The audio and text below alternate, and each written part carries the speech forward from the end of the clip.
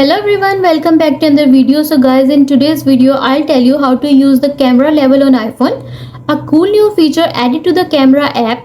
It appears on the iPhone screen as you are taking your photo. The level will help you ensure that the photos you take are as straight as possible without obstructing too much of the picture while you are taking. So in this video I'll tell you how can you do this, but first subscribe to my channel for more upcoming videos and hit the like button. So let's start the video without wasting any time.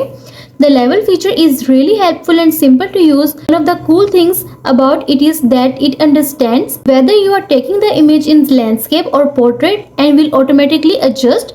It also disappears if the photo you are taking is intentionally off level. On your iPhone, open settings. Next, scroll down and go to camera.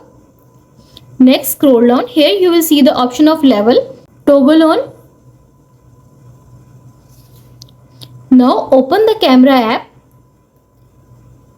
and you will see a white line in 3 segments. Level will only appear if you are holding the camera upright. If you are taking a bird's eye view picture, a cross will appear to help you hold your phone level. When the 3 segments connect and turns yellow, this is how you know the image is straight.